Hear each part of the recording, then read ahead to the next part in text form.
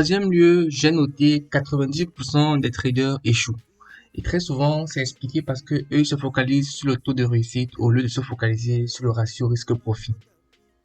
Le taux de réussite, si tu ne sais pas encore, c'est tout simplement avoir plus de trades gagnants que de trades perdants. Et le ratio risque-profit, si tu ne sais pas encore, c'est tout simplement le ratio entre la taille de ton stop loss et de ton take profit. Donc, on dit souvent 1 pour 2, 1 pour 3, 1 pour 6. Ça veut dire que ton stop loss, en fait, si on prend par exemple que 1 pour 2, un ratio de 1 pour 2, ça veut dire que ton take profit, c'est 2 fois ton stop loss.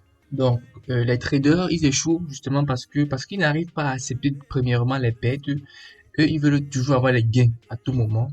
Donc, au lieu de se focaliser sur le fait d'avoir un bon ratio risque-profit, ils vont justement se focaliser sur le fait d'avoir un taux de réussite excellent. 8 à 9 bons trades sur 10.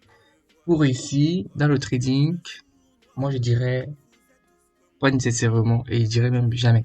Parce que les meilleurs traders gagnent 50% de leurs trades. Quand je parle des meilleurs traders, je te parle ici des gens qui opèrent à Wall Street, qui opèrent à JP Morgan. Je veux dire des grands traders des grandes banques centrales de partout dans le monde. Eux, ils gagnent 50% sur les traites. Et ça, c'est pas sur un mois, hein, jamais. C'est sur le trimestre, voire même sur l'année. Donc, sur l'année, un grand trader avec tout le gros capital qui gère, il gagne 50% de ses traites. Et comment est-ce qu'il fait pour sortir rentable? C'est à cause de son ratio, c'est à cause de son ratio risque-profit qui est toujours positif. Donc, il faut être focus sur le ratio risque-profit. Donc, quand je te parle de 50%, ça veut dire qu'il a 50% perdu.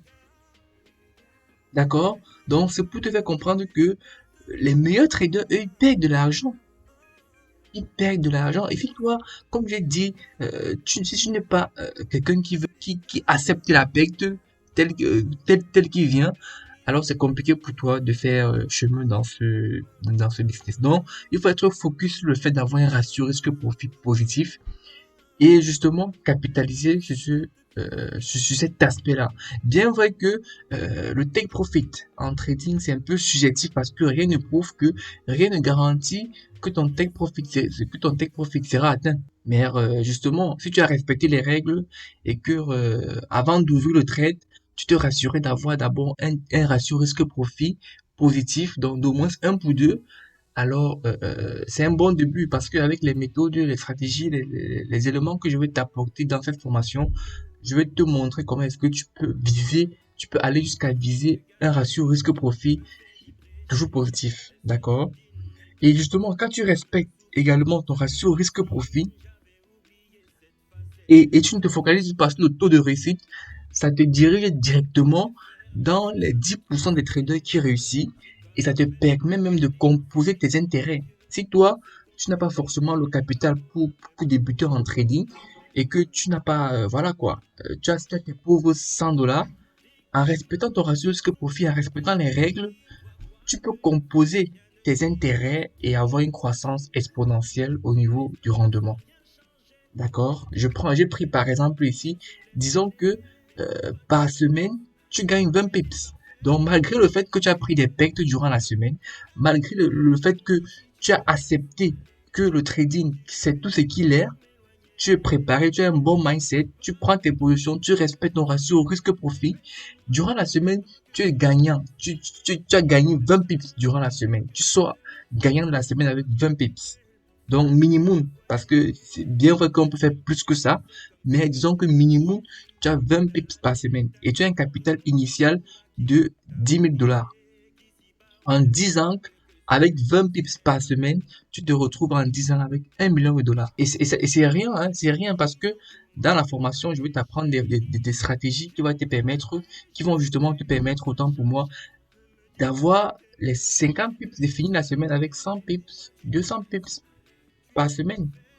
Et toi, tu vas me dire, mais gars, 10 ans, c'est pas 10 mois. Mais moi, je vais te poser la question. Toi qui m'écoutes actuellement, tu gagnes combien par mois? Ou bien tu gagnes combien par semaine? Quand tu regardes tous tes revenus là que tu as actuellement par semaine, ça fait combien? Ça te donne combien? Et même si tu progresses avec le temps, est-ce qu'en 10 ans, tu peux avoir 1 million de dollars? Moi, je crois pas. Donc, 10 ans, c'est rien. 10 ans, c'est rien, en fait, d'accord? Donc, en résumé, qu'est-ce qu'on dit? Il faut accepter, il faut comprendre, il faut accepter de comprendre que le devenir trader, c'est s'engager dans un processus long et pénible. Devenir trader, c'est l'entrepreneuriat. Et si tu ne sais pas encore ce que c'est l'entrepreneuriat, va interviewer les entrepreneurs à succès. Va, je sais pas, tu peux pas être en relation avec Elon Musk, mais essaie un peu d'aller checker certains entrepreneurs autour de toi qui ont réussi et demande-les les réalités de l'entrepreneuriat, en fait. Ils vont te dire de manière sincère ce que c'est. Et là, tu vas savoir s'il faut réellement te lancer dans le trading ou pas. Parce que le trading, c'est l'entrepreneuriat, ok? Comprendre que comprendre que le métier de trader se fait sur le long terme. Donc, je t'ai dit, avoir toujours la vision à long terme. Au lieu de se focaliser sur le rendement, le capital et tout, focalise-toi sur ta performance, ta discipline, ta régularité. D'accord? J'ai aussi noté, il faut aller avec le mindset qu'au début, on ne doit pas se focaliser sur le capital.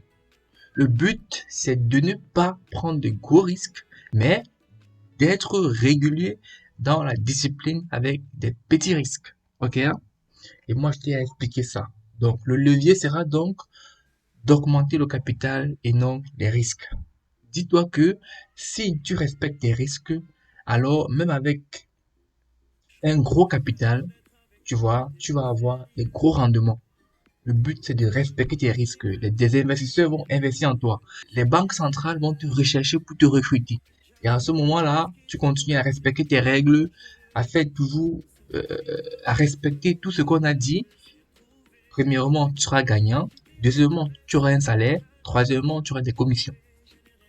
Donc, tu n'as pas besoin d'avoir un taux de réussite de 80 à 90%, voire 100% pour être un bon trader pour réussir. Parce que je t'ai dit, même les meilleurs traders n'ont pas ce taux de réussite-là. D'accord? Même avec 40%, 40%, maximum de 40%, à condition de toujours respecter ton ratio risque-profit. D'accord? Donc, je te remercie d'avoir suivi cette vidéo et je te dis à la prochaine vidéo. On est ensemble.